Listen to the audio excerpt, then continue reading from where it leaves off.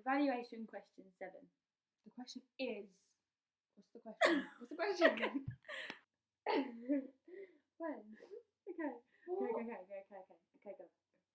The question is, looking back at your preliminary task, how do you feel you have learned in the progression? This is what do you feel?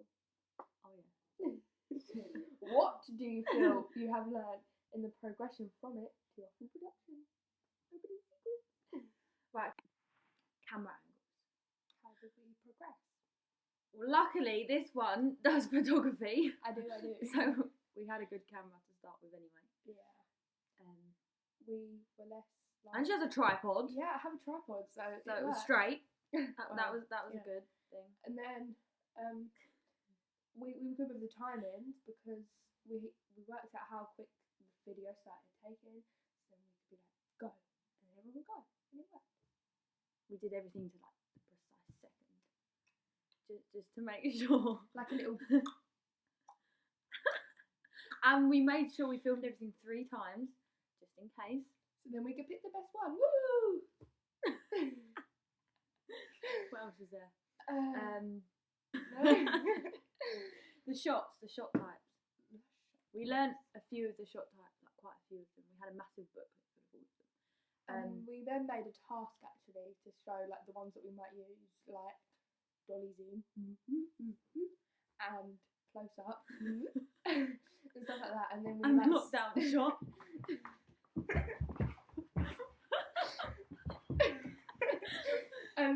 Yeah, and then we wrote about them and said like what they're used for and how we could use them in our thing to put our points across and make the story come across clearly.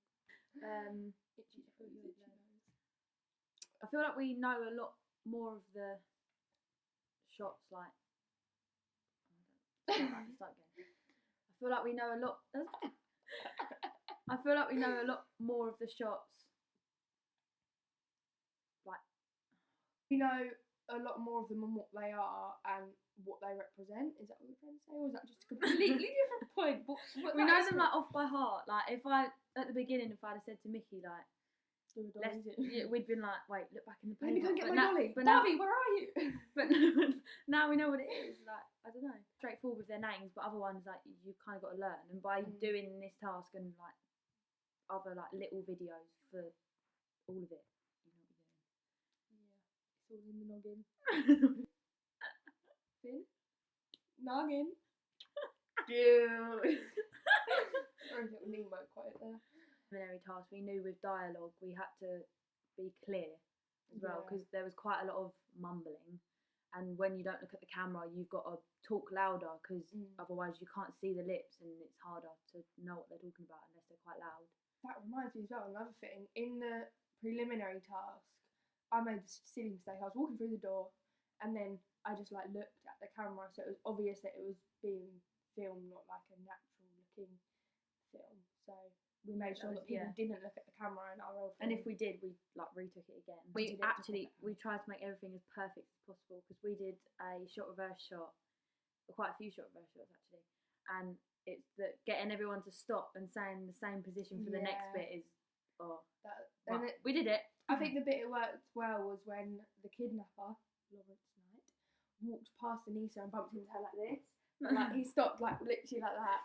Because I was filming like to swap and literally we stood there for like 10 minutes. We felt that we had to actually add titles into our opening sequence because we kind of forgot to do that. We're like, yeah, we're finished. Oh wait, we haven't added titles. Yeah, let's add them. And then we did that and then it looks good now.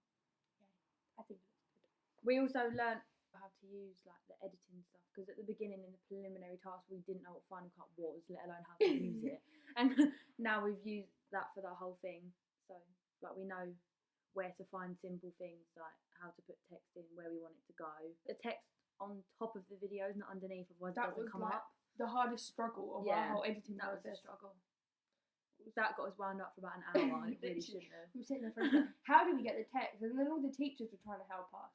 And then eventually, it just turned out you had to drag it up. Yeah, it was just a YouTube guy. YouTube guy, love you. That was I don't even know what his name was. Otherwise, I'd shout him out right now. Totally. We used a lot more shots than we did in the preliminary task. Oh, and we did the 180-degree thing in the conversation. It worked better in the Actual in thing. the actual thing. In the first one, it was a bit like shaky and it looked false, but then in our final opening sequence, it looks like more natural and smooth. Experience with it as well, because for other tasks we had to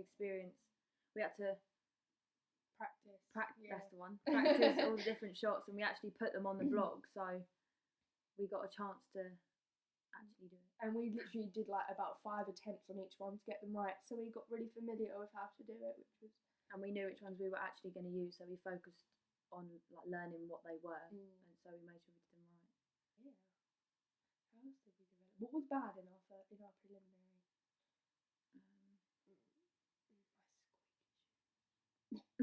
No, I wore squeaky shoes today. It wasn't squeaky. Trying to do everything way too precise.